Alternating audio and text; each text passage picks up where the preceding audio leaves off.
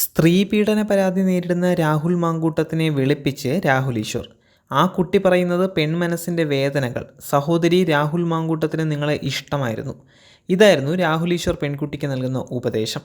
രാഹുൽ മാങ്കൂട്ടത്തിനെതിരെ പുതിയ chat, phone സംഭാഷണങ്ങൾ പുറത്തു വന്നതിന് ശേഷമാണ് വീണ്ടും സ്ത്രീ പീഡന വിഷയം ചൂടുപിടിച്ചിരിക്കുന്നത്.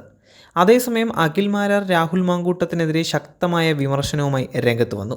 ഒരു പൊതുപ്രവർത്തകൻ എന്നുള്ള നിലയിൽ, പുരുഷൻ എന്നുള്ള നിലയിലും ഒരിക്കലും ചെയ്യാൻ പാടില്ലാത്ത തെറ്റാണ് രാഹുൽ മാങ്കൂട്ടത്തിൽ ചെയ്തതെന്നും ആ പെൺകുട്ടിയോട് മാപ്പ് ചോദിച്ച്, സമൂഹത്തോട് മാപ്പ് ചോദിച്ച് മുന്നോട്ട് പോകാൻ ഒരവസരം മാത്രമാണ് രാഹുൽ മാങ്കൂട്ടത്തിന് മുൻപാകെ ഉള്ളതെന്നും അഖിൽ മാരാർ പറയുകയാണ്. പുരുഷന് മാത്രം തെറ്റ് സംഭവിക്കില്ല എന്ന് പറഞ്ഞ് സീമാജി നായർ എന്ന സീരിയൽ നടിയും രംഗത്ത് വന്നിട്ടുണ്ടായിരുന്നു.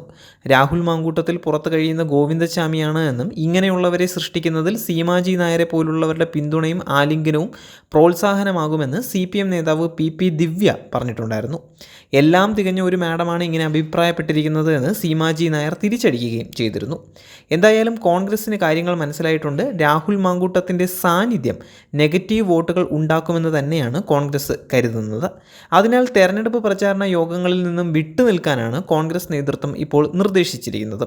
എന്നിരുന്നാൽ കൂടി രാഹുൽ മാങ്കൂട്ടം പാലക്കാടുള്ള എല്ലാ വീടുകളിലും കയറി ഇറങ്ങി വോട്ട് ചോദിക്കാൻ എന്നുള്ള വ്യാജേന കയറി ഇറങ്ങിക്കൊണ്ടേ ഇരിക്കുകയാണ്.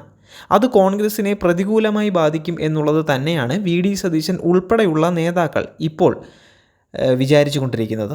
എന്തു തന്നെയാണെങ്കിലും രാഹുൽ മാങ്കൂട്ടത്തിൻ്റെ വീണ്ടും ചാറ്റുകളും ഓഡിയോ ക്ലിപ്പുകളും എല്ലാം പുറത്തു വരുന്നത് കൊണ്ട് തന്നെ രാഹുൽ മാങ്കൂട്ടത്തിൻ്റെ രാഷ്ട്രീയ ഭാവി മാത്രമല്ല, ജീവിതം തന്നെ എങ്ങോട്ടാണ് പോകുന്നത് എന്ന് രാഹുൽ മാങ്കൂട്ടത്തിന് പോലും ഇപ്പോൾ നിശ്ചയമില്ലാത്ത ഒരു അവസ്ഥയിലാണ് കടന്നുപോയിക്കൊണ്ടിരിക്കുന്നത്.